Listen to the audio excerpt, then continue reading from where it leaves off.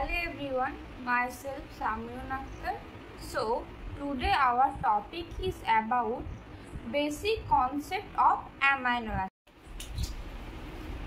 We know that the basic formula of amino acid is here I written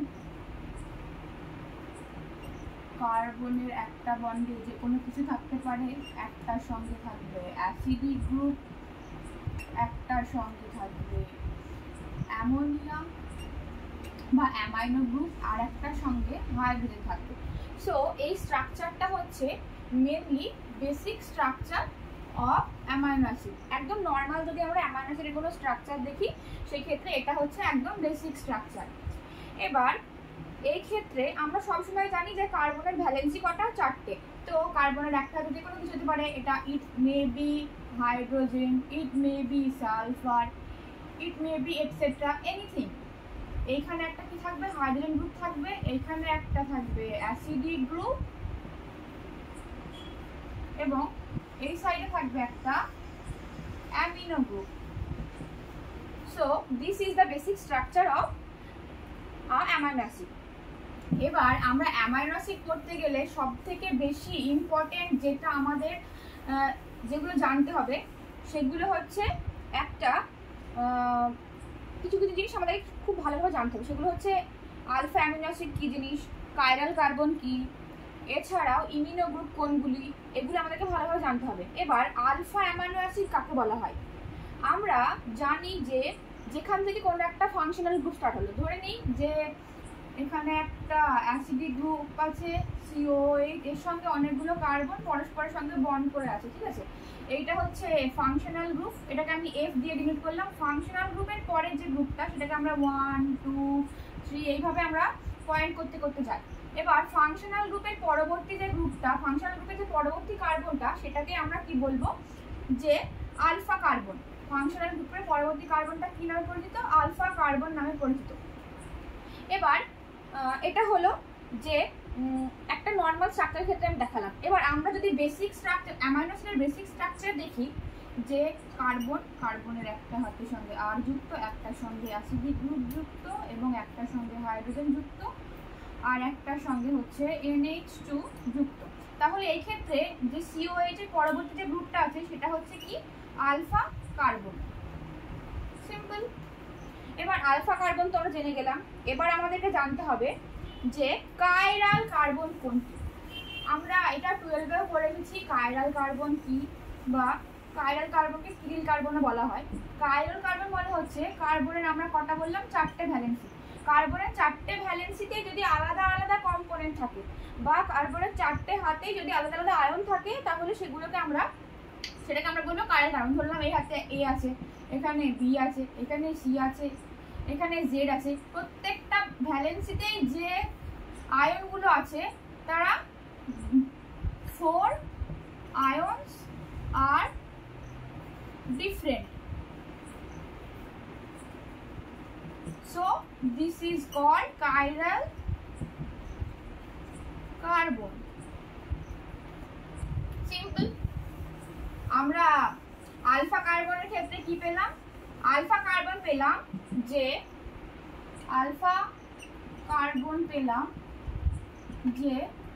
যে ক্ষেত্রে functional গ্রুপের পরে functional group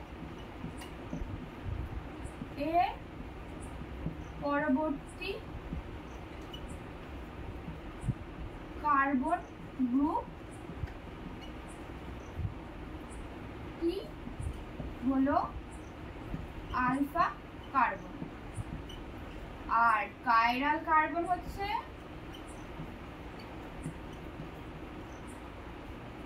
যদি কার্বনের চারটে ভ্যালেন্সিতেই A B C D চারটে ভ্যালেন্সি যদি ডিফারেন্ট হয়, then it will known as কি? Chiral carbon. সিম্পল। তাহলে আমরা এইটুকু বুঝলাম যে কাইরাল কার্বনটা কি। এবার আমাদেরকে একটা জিনিস দেখতে হবে এখানে, মিরর ইমেজ। আমরা অনেক ক্ষেত্রেই দেখেছি, আমরা যখন নিউক্লিক অ্যাসিডটা পড়িয়েছিলাম তখনও আমি দেখিয়েছিলাম যে একটা বন্ডের একটা সাইডে OH যুক্ত থাকে, অপর বন্ডেও OH যুক্ত থাকে, কিন্তু যদি এর ডি পজিশনে OH যুক্ত থাকে দেন ওর অন্য হাতে বা ওর লেফট পজিশনে, মানে যখন আমরা যেমন আয়নায় ছবি দেখি আমাদের ডান হাতটাকে বাঁ হাত দেখায় এবং বাঁ হাতটাকে ডান হাত দেখায় অপোজিট, ঠিক তেমনই আমরা যদি একটা কার্বনকে পুরোপুরিভাবে অপর একটা কার্বনের চেনকে অপর একটা কার্বনের চেনের উপরে অথবা কোনো একটা স্ট্রাকচারকে যদি আমরা একে অপরের উপরে ওভারল্যাপ করি, তাহলে যদি পজিশনের চেঞ্জের কারণে ওই কার্বন দুটো সেম হয়, শুধুমাত্র একটা বা দুটো আয়নের পজিশনাল চেঞ্জ হয়, সেই ক্ষেত্রে সেই গ্রুপটাকে আমরা কি বলি, সেই গ্রুপটাকে আমরা বলি যে মিরর ইমেজ। কার? যে ফাংশনাল গ্রুপটাকে আমরা দেখাচ্ছি বা দেখছি তার। এবার মিরর ইমেজ কেবলমাত্র তারাই দেখাতে পারবে যদি একমাত্র যদি কাইরাল কার্বন প্রেজেন্ট থাকে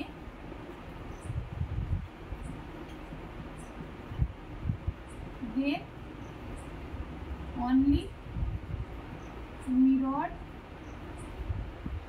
image দেখাবে।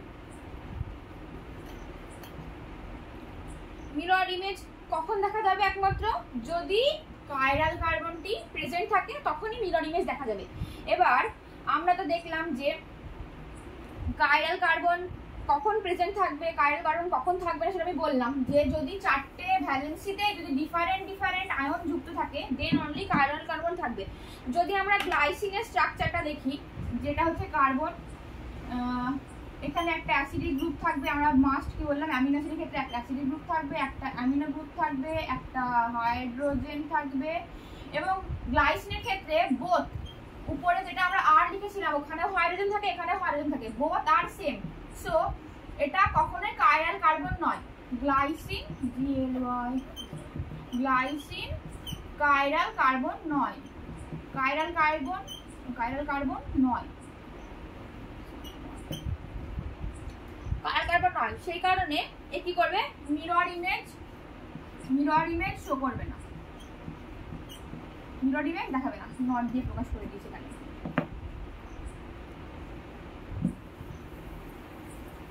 এবার কাইরাল কার্বন হলো মিরর ইমেজকে দেখাবে, সেটা বললাম। আচ্ছা হ্যাঁ, একটা জিনিস আমি বলতে ভুলে গেছি, সেটা হচ্ছে যে আলফা অ্যামাইনো অ্যাসিড সবগুলোই, যতগুলো অ্যামাইনো অ্যাসিড আমরা দেখবো, মানে টোটাল আমরা 20টা অ্যামাইনো অ্যাসিড নিয়ে অ্যামাইনো অ্যাসিড এই যে বলতে অ্যামাইনো অ্যাসিড, এটা বুঝে নেবে যে আমরা জানি যে আমরা 20টা অ্যামাইনো অ্যাসিড রয়েছে, ঠিক আছে। 20টা অ্যামাইনো অ্যাসিডের মধ্যে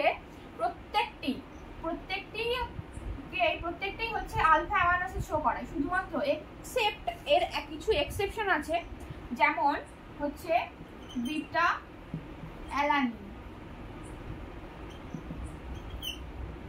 অ্যালানিন হচ্ছে এমন একটা অ্যামাইনো অ্যাসিড যে হচ্ছে আলফা, যার কোনো আলফা অ্যামাইনো অ্যাসিড নেই, যে গ্রুপটাতে কোনো আলফা অ্যামাইনো অ্যাসিড নেই। এবার মোটামুটি যেগুলো শর্ট ছিল সেগুলো সব হয়ে গেছে। ও আচ্ছা, ইমিনো অ্যাসিড যেটা ছিল সেটা আমার বলা হয়নি। ইমিনো অ্যাসিড কি, আমরা বেসিক স্ট্রাকচারটা তো মনে হয় জানি, কথা আমি তোমার বলছি। এটা কার্বন, এখানে 1 2 3 4টে ভ্যালেন্সি থাকবে, একটা COH থাকবে, এইখানে একটা R গ্রুপ থাকবে, এখানে একটা হাইড্রোজেন থাকবে। আমি বারে বলছি যে NH2, কোনো ক্ষেত্রে যদি NH-টা যদি মুক্ত অবস্থায় না থাকে, NH-টা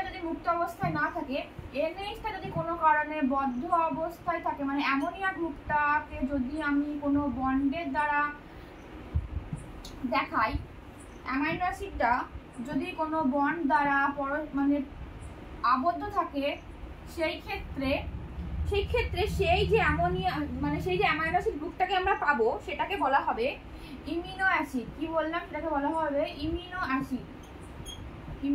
অ্যাসিড। তাহলে প্রথমে আমরা কি পেলাম, মানে বেসিক কনসেপ্টে আমরা কি দেখলাম অ্যামাইনো অ্যাসিডের। প্রথমে আমরা দেখলাম যে কার্বনের সর্বদা 4টে ভ্যালেন্সি থাকে, এটা একদম নর্মাল কথা। তারপরে আমরা অ্যামাইনো অ্যাসিডের বেসিক স্ট্রাকচার দেখলাম। বেসিক স্ট্রাকচার দেখার পরে মানে আমরা বুঝলাম যে অ্যামাইনো অ্যাসিড একটা হচ্ছে অ্যাসিডিক গ্রুপ থাকবে, একটা অ্যামিনো গ্রুপ থাকবে, একটা আর গ্রুপ, আর মানে যে কোনো কিছু হতে পারে, একটা হাইড্রোজেন গ্রুপ থাকবে। এটা হচ্ছে বেসিক স্ট্রাকচার। তারপরে আমরা পেলাম আলফা অ্যামিনো অ্যাসিড কাকে বলে। আলফা অ্যামিনো অ্যাসিড মানে হচ্ছে ফাংশনাল গ্রুপের পরবর্তী যে কার্বন গ্রুপটা থাকবে সেটাকে আমরা বলবো আলফা অ্যামিনো অ্যাসিড। তারপরে আমরা দেখলাম যে কাইরাল কার্বন কি হবে। আমরা দেখলাম যে প্রত্যেকটা হাতে যদি হাইড্রোজেন এখানে যদি সালফার থাকে তাহলে সেই ক্ষেত্রে প্রত্যেকটা গ্রুপ আলাদা হয়ে যাচ্ছে, তাহলে চারটে হাতে যদি আলাদা হয় তাহলে সেটাকে বলা হয় কাইরাল কার্বন। কাইরাল কার্বন পড়ার পরে আমরা দেখলাম যে মিরর ইমেজ কি। মিরর ইমেজ কি আমি সেটা বললাম। মিরর ইমেজ কি বলার পরে আমি ওখানে বললাম যে গ্লাইসিন মিরর ইমেজ দেখায় না, কারণ গ্লাইসিনের ক্ষেত্রে গ্লাইসিনে কোনো কাইরাল কার্বন থাকে না, বোথ ওর উপরের পোরশনে নিচের পোরশনে বোথ হাইড্রোজেন প্রেজেন্ট থাকে, সেই কারণে এক্সেপ্ট গ্লাইসিন বাকিগুলো মিরর ইমেজ শো মানে মিরর ইমেজ শো করে। এবার তারপরে আমি দেখালাম যে ইমিনো অ্যাসিড হচ্ছে কি। ইমিনো অ্যাসিড হচ্ছে যখন নাইট্রোজেনটা মুক্ত অবস্থায় থাকবে না, নাইট্রোজেনটা একটা বন্ডের দ্বারা নিজেকে আবদ্ধ করে রাখবে, সেটাকে বলা হচ্ছে ইমিনো অ্যাসিড। এবার ইমিনো অ্যাসিড মেনলি কোনগুলো? ইমিনো অ্যাসিড হচ্ছে এই যে রিংয়ের দ্বারা নিজেকে পরস্পরের সাথে যুক্ত, মানে অ্যামিনো গ্রুপটা যে রিংয়ের দ্বারা নিজেকে আবদ্ধ রাখে সেই গ্রুপটাকে বলা হচ্ছে, সেই রিংটাকে বলা হচ্ছে প্রোলিডিন গ্রুপ, পাইরোলিডিন গ্রুপ।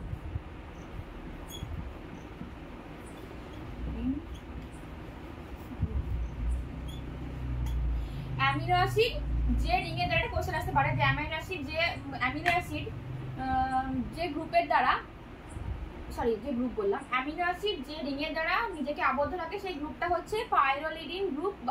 পাইরোলিডিন গ্রুপ না, পাইরোলিডিন যে রিংয়ের দ্বারা নিজেকে যুক্ত রাখে সেটা হচ্ছে পাইরোলিডিন রিং।